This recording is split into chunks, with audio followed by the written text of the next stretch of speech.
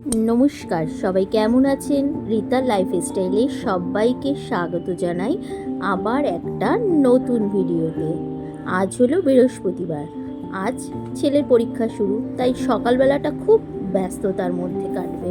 বৃহস্পতিবার, তাই সকালবেলাই আগে ঘরঠর মুছে পুজোটা দিয়ে নিলাম। পুজো হয়ে গেলে তো সংসারে অনেকটাই দায়িত্ব পালন করা হয়ে যায়। সংসারের দায়িত্ব পালন করতে করতে কোথা দিয়ে সময় চলে যায় বুঝতে পারি না। ছেলের আজকে থেকে পরীক্ষা শুরু।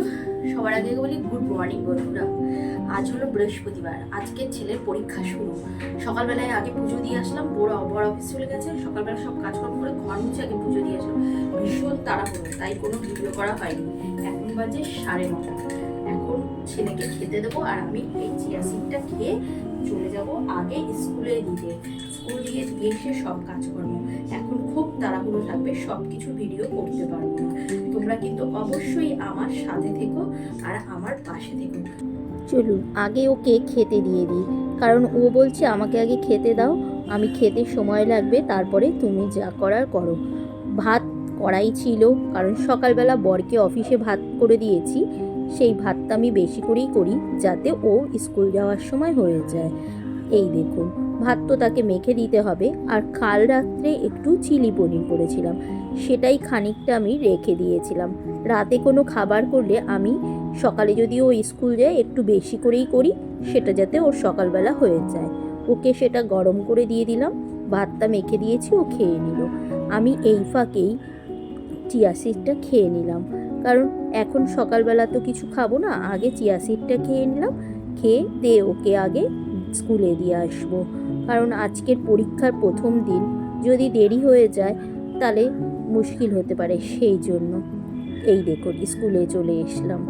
কীরকমভাবে সব বাচ্চাদের লাইন দিয়ে ভেতরে দিক পাঠাচ্ছে, কারণ আজ তো পরীক্ষা। সেই জন্য ছেলেকে স্কুলে দিয়ে চলে আসলাম। এখন বাজে 11:10। আজকে তো একটু প্রথম দিন ছিল, তাই জন্য একটু তাড়াতাড়ি গিয়েছি, তাড়াতাড়ি চলে আসলাম। সকালে চিয়া সিডটা খেয়ে গেছি। এখন এই যে একটু ছোলা নিয়ে বসেছি। সকালবেলা বরকে দিয়েছিলাম ছোলাটা ভাজা করে, একটুখানি পেঁয়াজ দিয়ে লঙ্কা দিয়ে ছোলা সেদ্ধ করে একটুখানি হালকা তেলে নেড়ে দিয়েছি, ওকে দিয়েছিলাম আর একটুখানি রেখে দিয়েছি। এখন এটা খাবো, খুব খিদে পেয়ে গেছে।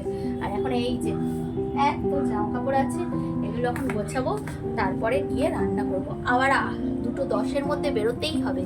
2:30 পৌনে 3টে ছুটি, মানে 2:30টার সময় পরীক্ষা শেষ, বেরোতে বেরোতে পৌনে 3টে। কাজ আছে, চলো। দেখুন আগে খেয়ে নিই, তারপরে সব ঘরঠর পরিষ্কার করে রান্নাঘরে যাব।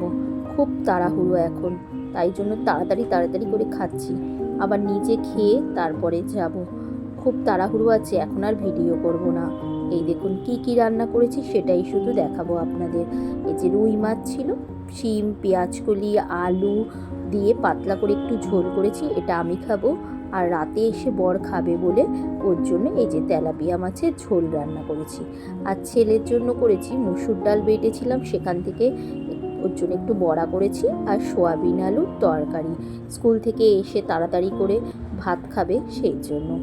স্কুল দিয়ে নিয়ে এসে একটু রেস্ট করে এখন সন্ধ্যাবেলা চলে আসলাম রান্নাঘরে। ওকে পড়তে দিয়েছি, কাল আবার এক্সাম আছে, সেই জন্য ও এখন পড়ছে। কিন্তু বিকেলবেলা তো একটা কিছু টিফিন বানিয়ে দিতে হবে, তাই জন্য আমি ভাবলাম আজকে ওকে একটু মোগলাই বানিয়ে দেব। ঘরেই বানাবো, খুব সাধারণভাবে। আমি এর আগে কোনো দিনও করিনি, কিন্তু ফার্স্ট টাইম করছি। খেতে না ভীষণ ভালো হয়েছিল। মিনি মোগলাই বানাবো। প্রথমে পেঁয়াজ আর লঙ্কাটাকে কুচিয়ে নিয়ে একটু ভেজে নিলাম, তারপরে বিস্কুটের গুঁড়ো দিয়ে দিলাম।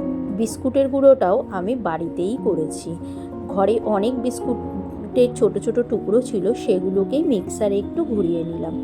তার মধ্যে দিয়ে দিলাম 1 চামচ ভাজা মশলা, সেটাকে দিয়ে ভালো করে ভেজে নিয়ে একটা বাটির মধ্যে নামিয়ে নিয়ে এর মধ্যে আমি ডিম ফাটিয়ে দিয়ে দিলাম।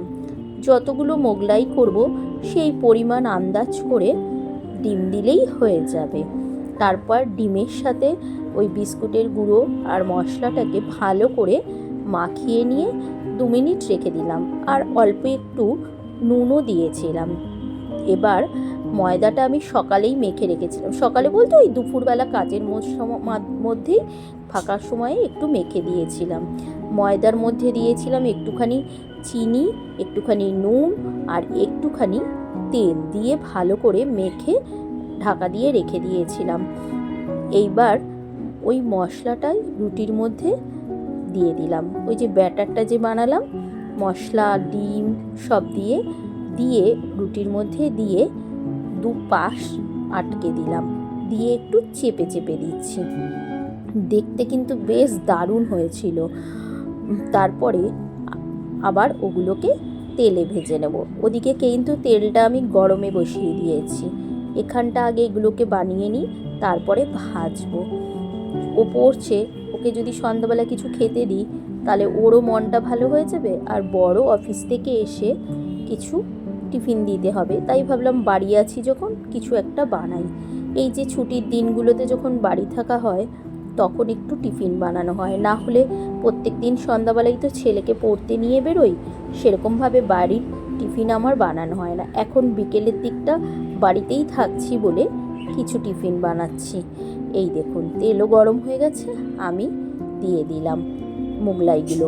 বেশ ছোট ছোট হয়েছে তো, তাই জন্য ফ্রাই প্যানটা বড় আছে, তাই আমি দুটো দিলাম। আমি বিশেষ বড় বড় করিনি, কারণ প্রথমবার করছি, জানি না খেতে কীরকম হবে না হবে। সেই জন্য আমি ঠিক রুটি বেলি যেরকম তার থেকে একটু বড় সাইজের বেলে সেটাকে যেরকম ফোল্ড করলে যতটুকু হয় সেই রকমই রেখেছি। এবার উল্টে পাল্টে ভালো করে ভেজে নিচ্ছি। অবশ্যই সাদা তেলে ভাজতে হবে। দেখুন দেখতে কিন্তু বেশ দারুণ হচ্ছে, কালারটাও না খুব ভালো এসেছিল। ভালো করে চেপে চেপে খানিকটা সময় নিয়ে আমি ভেজেছিলাম। আর গ্যাসের ফ্লেমটা একটু মিডিয়াম রেখেছিলাম যাতে পুড়ে না যায়, বা একটা পাশ বেশি মানে কালো মতন হয়ে গেল আর একটা পাশে দেখা যাচ্ছে কিছুই হলো না। ওই জন্য ভালো করে উল্টে পাল্টে সময় নিয়ে অনেকক্ষণ সময় নিয়ে একটু ভেজে নিলাম ভালো করে চেপে চেপে। তারপরে দেখছি বেশ দারুণ একটা গন্ধও বেরিয়েছে, আর মোগলাইগুলোও বেশ ভাজা হয়ে গেছে। দেখতে ঠিক দেখলাম দোকানের মতনই হয়েছে। তারপর ভালো করে তেলটা ছেঁকে নিয়ে তুলে নিলাম। চলুন এবার দেখি তো কেটে নিয়ে ভিতরটা কেমন হয়েছে। আর প্রচণ্ড গরম আছে, যদি কেটে না দিই ছেলে তো খেতে পারবে না, তাই জন্য ওকে আমি কেটে ছোট ছোট পিস করে দেব, যেরকম দোকানে দেয় সেরকমভাবে। এই দেখুন ভিতরটাকে আমি একটু দেখলাম, দেখছি বেশ দারুণই হয়েছে। আর এর সাথে খাওয়ার জন্য একটুখানি আলুর দম করেছিলাম আর সস দেব, ওই দিয়েই মোগলাইটা খেয়ে নেবে। ও একা খাবে না, আমরাও খাবো। এখন আগে ওকে দিয়ে দিই, তারপর বর যখন অফিস থেকে আসবে বরের সাথে, তখন আমি একটা খাবো দুজনে মিলে। এই দেখুন সবগুলো টুকরো করে নিলাম। এই যে সাথে একটু সস আর আলুর দম দিয়ে দেবো। মোগলাইয়ে তো একটু আলুর দম দিতেই হয়, আর স্যালাড থাকলে ভালো হতো। যাই হোক, এই অবধিই রাখি আজকের ভিডিওটা।